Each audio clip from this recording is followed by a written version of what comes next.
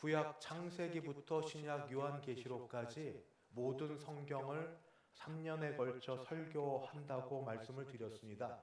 매 장별로 1장, 2장은 못해도 각 권에서 가장 중요한 주제로 여겨지는 것을 따라 낮 예배, 오후 예배, 또 3일밤까지 가는 그런 설교를 해왔다가 지금 오늘 다시 만나는 성경은 구약에서 욥기서입니다.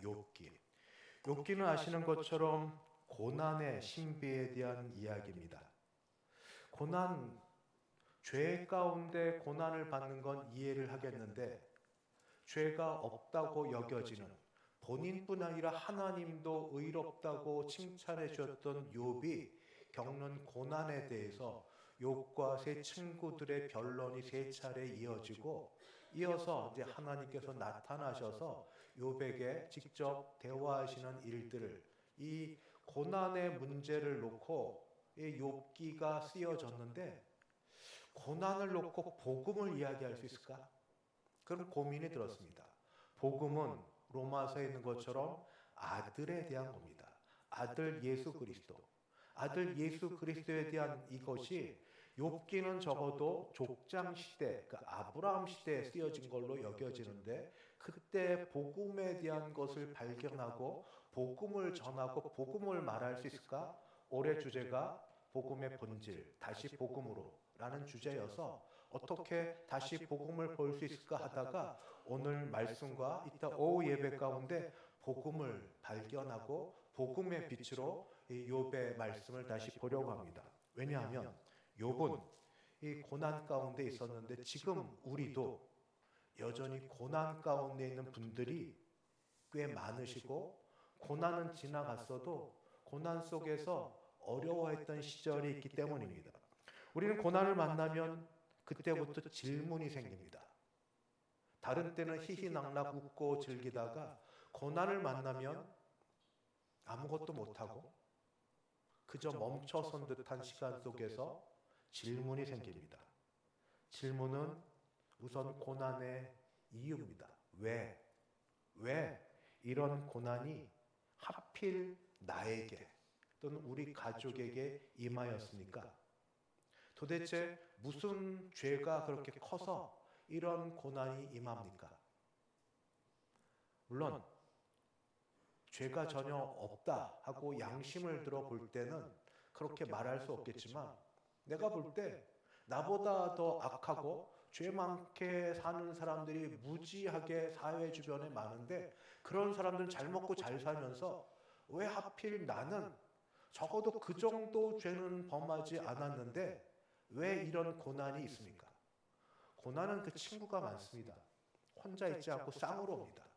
하나 오고 겹쳐 오고 같이 오고 그래서 너무 힘듭니다. 밑에 엎드러져 있어야만 됩니다. 그래서 고난을 통과할 때 그때 유일한 소망은 하나님 언제나 끝날까요? 언제나 끝날까요? 개인 고난, 가정 고난도 있겠지만 국가적 고난이 있는데 저는 우크라이나, 러시아 전쟁을 생각해 봤습니다. 러시아의 군사력이 강해서 며칠 안에 끝날 거다라는 생각이 넘어서 벌써 몇 년을 지내는 가운데 그들 민족적인 그런 고난은 이 전쟁이 언제쯤 끝날까요? 이런 게 있지 않겠습니까? 욥도 동일한 질문을 던집니다. 지금 욥의 형편은 최악입니다. 부자로 알려졌던 그에게 부로 알려진 모든 걸 다 잃게 됩니다. 단란했던 가족들, 자녀들을 잃습니다. 어머니를 먼저 보내신 우리 권홍란 권사님, 하나님 위로가 있길 바라는데 근데 부모님을 먼저 보낸 슬픔보다 자녀를 먼저 보낸 가슴의 상처는 그 대못은 누구도 빼지 못합니다. 자녀 한둘이 아니라 모두 잃어버립니다. 하나님이 데려가십니다. 옆에 남아서 평생 내조하며 배우자며 같이 할 동역자, 동행해야 될 아내가 남편을 조롱하고 저주하고 떠납니다. 그리고 욥은 지금 온통 병으로 가득해 있습니다. 머리부터 정수리부터 발바닥까지 종기가 나서 이 기와장을 푹푹 긁어도 아프지만 그러나 이 가려운 걸 참지 못합니다. 욥기 19장에 보면 가죽이 다 벗겨지고 뼈만 남아 있습니다. 지금 그런 가운데 욥을 위로하러 왔던 친구들은 욥에 대해서 위로의 말이 아니라 상처 주고 정죄하고 비난하고 있습니다. 돌려가며 한 명이 그래도 두 명이 참아주면, 두 명이 그래도 한 명이 내 편 대주면 좋은데 셋이 돌아가며 일로 치고 절로 칩니다. 욥은 인생의 최저점, 제일 밑바닥에 있습니다. 낭떠러지 떨어져서 제일 밑바닥에 거기 있습니다. 친구들의 정죄 가운데 바라볼 하나님은 침묵하고 계십니다. 여러분 모두 경험해 보지 않으셨습니까? 기도하면 바로 응답이 있습니까? 하나님이 바로 나타나셔서 문제 해결해 주십니까? 대단히 불신앙 같아 보이지만 그러나 바로 응답되는 경우도 있지만 더 많은 경우 고난 그 불구덩이 속에 그냥 있게 되는 경우가 더 많지 않습니까? 그런데 놀라운 건 이 절망의 끄트머리에서 욥은 이 욥기 19장 오늘 읽은 말씀에 이런 신앙 고백을 합니다. 뭐라고 얘기하냐면 이렇게 얘기합니다. 19장 제25절 내가 알기에는 내가 안다 하는 건 요즘에 우리 너무 쉽게 정보나 지식이 있어서 옛날에 네이버, 구글 이렇게 치면 됐지만 요즘 AI가 있어서 챗GPT나 여러 가지면 너무 전문가적 지식도 하는 그런 알미 아닙니다. 체험적인 알미입니다. 정말 아파서 모든 걸 잃은 상황에서 남의 한두 마디 정보 지식이 유익이 되겠습니까? 그런 알미 아니라 정말 밑바닥 속에서부터 우러나와 고백하고 부르짖는 그런 이야기입니다. 내가 알기에는, 내가 아는 것. 욥은 과연 무엇을 안다고 얘기했을까요? 저는 오늘 말씀에서 욥은 네 가지를 안다고 말씀을 드리겠습니다. 첫 번째, 욥은 자신을 위해 줄 대속자가 살아계심을 안다라고 말했습니다. 욥기 19장 25절 내가 알기에는 나의 대속자가 살아계시니. 그가 아는 첫 번째는 대속자가 욥을 위한 대속자가 살아계신다 하는 걸 안다는 겁니다.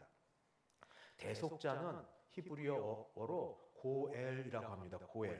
고엘은 어떤 사람이냐면 룻기서에서 제일 잘 나오는데 우선 그 가장 가까운 친족이어야 합니다. 가장 가까운 친족인데 친족이 어떤 일을 하냐면 빚을 갚아주는 친족입니다. 경제적으로 어려울 때 빚을 갚아주면서 그러면서 빚을 갚아줄 수 있을 만한 경제력과 능력이 있어야 됩니다. 보아스를 생각하십니까? 나오미의 가족 가운데 가까운 친족이 있는데 그 가까운 친족이 있음에도 불구하고 빚을 갚아줄 마음 또는 대를 이어갈 것에 거부하여서 보아스께로 넘어왔죠. 경제력도 있고 그 다음 또 어떤 것이 고엘이냐면 억울한 피를 대신 호소해주는 보호자여야 됩니다. 그러니까 보호자가 되려면 마음이 있어야 됩니다. 돈도 있고 가깝기도 하고 능력도 돼도 마음이 없어요. 그렇게 하고 싶지 않아요. 그렇게 피곤해요. 불편해요. 그냥 내비두고 알아서 살라고 하면 그냥 편한 개인주의화된 요즘 세대 바로 그런 가운데서 지금 욥은 대속자가 있다고 말합니다.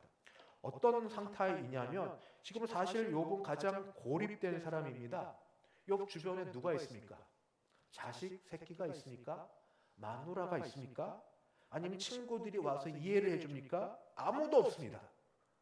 욥이 그동안 구제하고 베풀었던 사람들이 이때 욥을 돌아보며 욥을 동정하느냐 하면 결코 그렇지 않아서 욥은 상처를 많이 받고 있습니다. 그래서 욥은 혼자 있는 형편인데 그 속에서 그래서 나는 외로워, 나는 혼자야, 결국 쓸데없어, 아무 쓸모없어, 결국 이 모든 게 아무 쓸데없던 거야 하고 절망 가운데 좌절하거나 비난하는 게 아니고 욥은 그때 이렇게 고백합니다. 내가 알기에는 나에게 대속자 고엘이 계시다. 그리고 그 대속자 고엘은 지금도 살아 계시다 하는 겁니다. 이 고백은 오늘 우리의 고백과 다르지 않습니다. 우리도 물질의 빚보다 죄의 빚을 지는 사람들입니다. 우리 모두 죄를 진 걸 알아서 죄를 진 것을 놓고 영적 존재인 사탄이 우리를 참소할 때 우리는 도망갈 구멍이 없습니다. 사실이니까요. 그런 죄를 지었으니까요. 실제로 지은 것 외에도 혼자 있을 때 지은 죄들을 갖고 말하면 부끄럽고 창피해서 도망갈 구멍이 없습니다. 그런 가운데 우리에게 변호자가 필요합니다. 우리를 대신해서 변호해 줄 분이 필요합니다. 우리 가장 가까운 분이어야 됩니다. 그런데 더하여서 우리에게 주신 기업이 있는데 죄 짓고 능력 없어도 다 무능해서 아무것도 쓰지 못하고 있는 우리 형편 가운데 우리 기업도 물러줄 수 있는 분이 되셔야 됩니다. 욥은 그 모든 걸 잃은 상황 그 자리에서 가장 중요한 고해, 대속자가 계심을 믿어서 큰 소리로 고백했습니다. 우리 역시 동일하게 세상 모든 걸 잃어버린 상황이라 할지라도 동일한 고백이 있어야 될 것입니다. 나는 압니다. 누가 뭐래도 나는 압니다. 누가 뭐라고 해도 모든 걸 다 잃어버린 상황이라 할지라도 나는 외롭고 나는 힘든 상황이라 할지라도 이게 팩트고 사실이라 할지라도 나는 그보다 더 아는 게 있습니다. 나의 대속자, 나의 고해, 나의 빚을 갚아줄 분, 나에게 가장 가까운 분, 누가 뭐라고 해도 나를 대신하여 변호해줄 그분이 나에게 계십니다. 이것이 믿음의 시작의 말입니다. 두 번째, 욥은 알았습니다. 뭘 알았냐면 욥은 죽음 이후에 다른 세상 또는 하나님이 계셔서 하나님 뵐 것을 알았습니다. 욥기 19장 26절. 내 가죽이 벗김을 당한 뒤에도 내가 육체 밖에서 하나님을 보리라. 욥은 환상에 빠져 사는 사람이 아닙니다. 욥은 현실을 알고 주제를 파악하는 사람입니다. 내 가죽이 벗김을 당한 뒤, 가죽이 다 벗겨져, 뼈하고 가죽이 같이 있는데 이거 벗겨지고 나면 살 수 있겠습니까? 그는 죽음이 가깝다는 걸 압니다. 죽음이 있다는 걸 아는데 제가 경험해 보니 세상에 두려운 게 많은 중에 죽음이 가장 두려운 것 중에 하나더라고요. 안 그런 것 같았는데 그런 것 같습니다. 그런데 욥은 지금 죽음이 있지만 죽음 너머를 말하고 있습니다. 욥은 말씀드린 것처럼 아브라함 족장 시대의 사람이기 때문에 그때 당시 신약을 알지 못합니다. 부활하신 예수님도 보지 못했습니다. 고린도전서 15장 부활장에 대한 글도 읽지 못했습니다. 요한계시록의 새하늘과 새 땅도 알지 못했습니다. 그럼에도 불구하고 욥은 말합니다. 육체 밖에서 하나님을 보리라. 육체 밖에서는 죽음입니다. 죽음이 끝이 아니라는 걸 그는 압니다. 여러분은 어떠세요? 죽으면 다 남 얘기 같은데? 근데 그게 다 내 얘기가 됩니다. 죽으면 그 다음은 어떻게 될까요? 들어서 배운 대로 아십니까? 정말 믿으십니까? 죽으면 끝입니까? 가장 불쌍한 사람들입니다. 가장 불쌍한 사람들입니다. 우리는 죽음이 끝이 아니라는 걸 압니다. 우리는 부활을 압니다. 그 증거는 이 땅에 오셔서 십자가에서 죽으시고 끝난 것이 아니라 사흘 만에 다시 살아나신 예수 그리스도가 계시기 때문입니다. 그 예수님께서 십자가에 달리시기 전에 이렇게 분명히 말씀하셨습니다. 나는 부활이요 나는 생명이니 나를 부활되고 생명된 나를 믿는 자는 죽어도 살겠고 무릇 살아서 나를 믿는 자는 영원히 죽지 아니하리니 이것을 내가 믿느냐? 이것을 내가 믿느냐? 신약의 예수님도 부활하신 예수님을 보지 못했던 욥이라 할지라도 죽음 이후에 하나님 뵐 것을 알았는데 우리는 어떠합니까? 더 확실하지 않으세요? 우리의 대속자 되신 예수님께서 이미 죽음을 이기고 부활하셨습니다. 이건 사실입니다. 역사적 사실입니다. 초대교회 고린도 교회를 향하여 썼던 바울의 고백 또는 서신이 이렇게 되어 있습니다. 내가 받은 것을 먼저 너에게 전하였나니 이는 성경대로 그리스도께서 우리 죄를 위해 죽으시고 장사 지낸 바 되셨다가 성경대로 사흘 만에 다시 살아나사 게바 첫째 제자 베드로에게 보이시고 후에 12 제자에게와 그 후에 500여 형제에게 일시에 보이셨나니 그 중에 지금까지 대다수는 살아있고 어떤 사람은 잠들었으며 그 후에 야고보 예수님의 동생에게 보이셨으며 그 후에 모든 사도에게와 맨 나중에 만삭되지 못하여 난 자 같은 내게도 보이셨느니라. 예수님이 부활하셨다는 것이 사실이라는 것을 지금 사도 바울은 고린도 교회에게 편지를 통해 전해주면서 많은 증인이 있다고 얘기합니다. 이 말이 거짓말일까요? 지금 예수님 부활하신 것을 보고 증언할 사람 살아있는데 지금 거짓말을 하고 있는 건가요? 전혀 아닌데 그렇게 얘기하고 있습니까? 정말 그러면 이 돌 맞아 죽을 겁니다. 거짓말을 해서.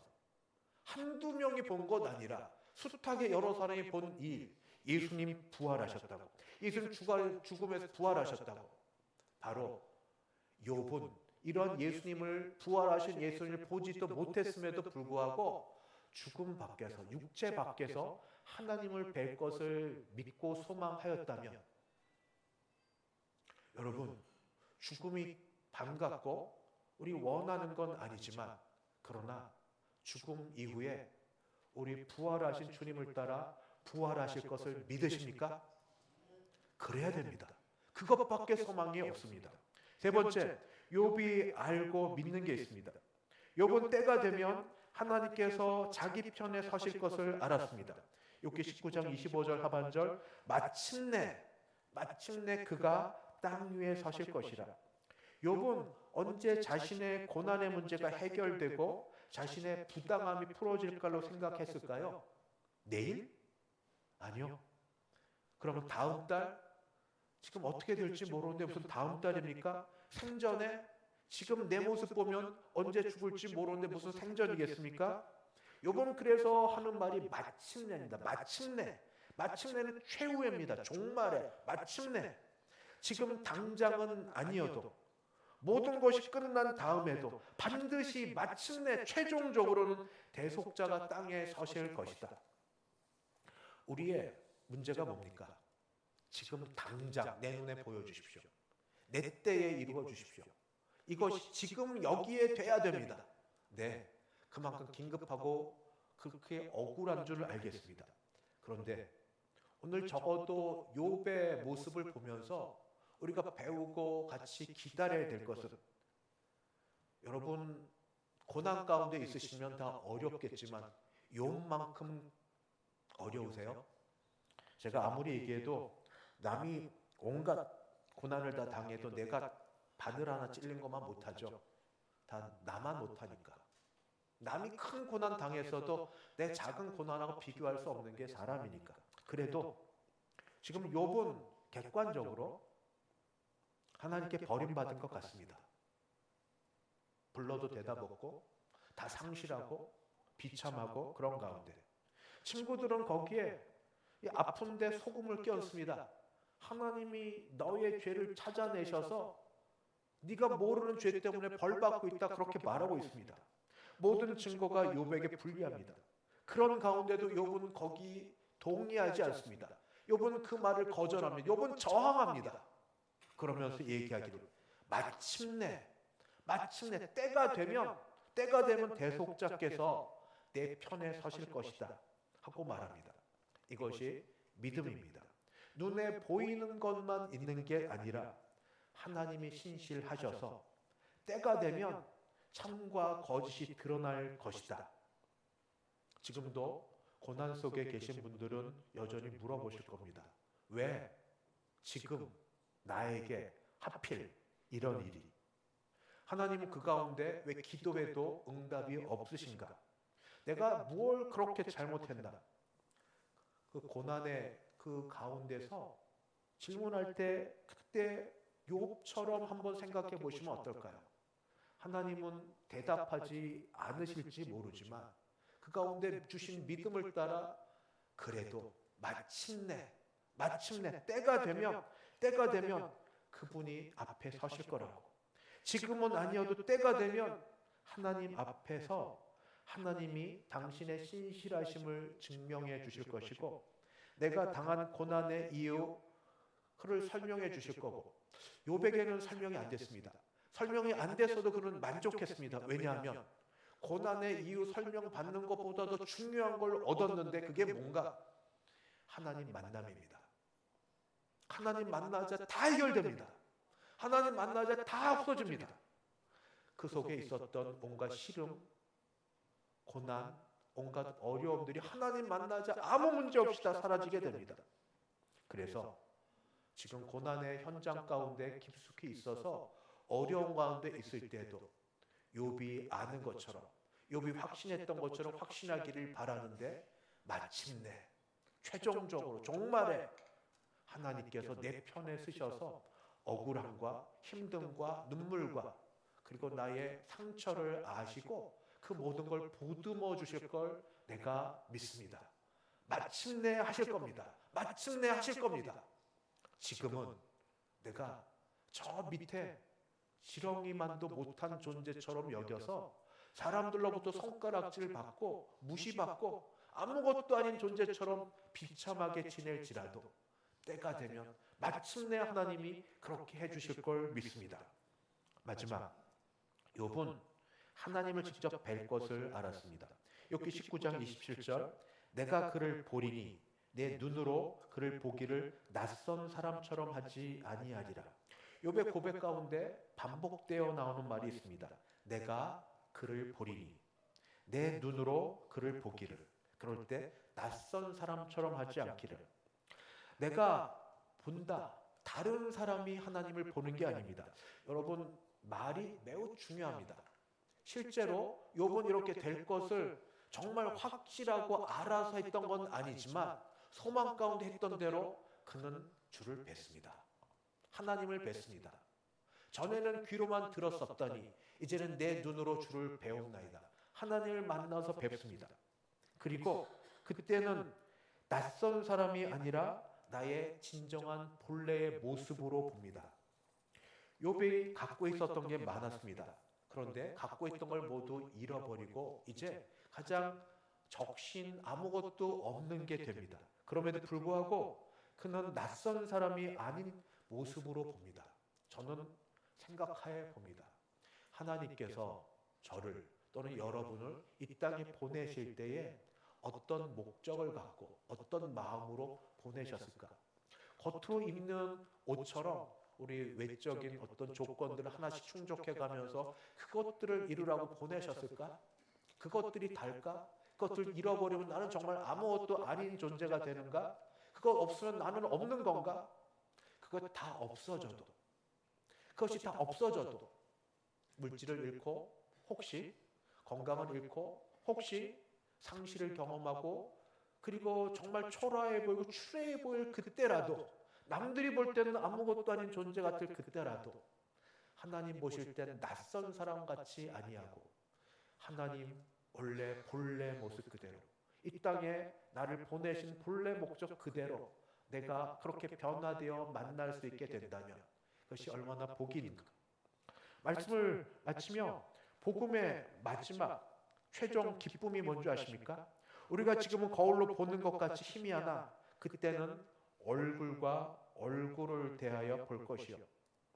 그때 예수 그리스도를 직접 뵐 것이고 그리고 나의 원래 모습대로 뵐 걸 볼 것을 압니다. 사랑하는 성도 여러분, 욥은 희미한 계시 속에서 적어도 4가지 확신을 가졌습니다. 고난의 밑바닥에서 그는 놓지 않고 붙들었습니다. 남들이 뭐라고 해도 붙들었습니다. 내게는 대속자가 계시다. 나 혼자 아니다. 내게는 대속자가 계시다. 주변 사람들은 아니라고 얘기할 겁니다. 우습다고 얘기할 겁니다. 무시할 겁니다. 그래도 욥은 그 말에 굴하지 않았습니다. 내게 대속자가 계시다. 고엘이 계시다. 내게 가장 가까운 친족이시고 능력이 있으신 분이시고 나를 긍휼히 여겨주셔서 나의 모든 걸 변호해 주시고 내 앞에 나를 붙들어 줄 대속자가 계시다. 욥은 알았습니다. 내가 죽어도 죽게 돼도 하나님을 뵐 거다. 죽음이 끝이 아니다. 남들은 죽음을 가장 비참한 걸로 여기지만 죽음이 끝이 아니다. 그는 죽음 넘어 하나님 뵐 것을 알았습니다. 우리에게 주 예수 그리스도가 계십니다.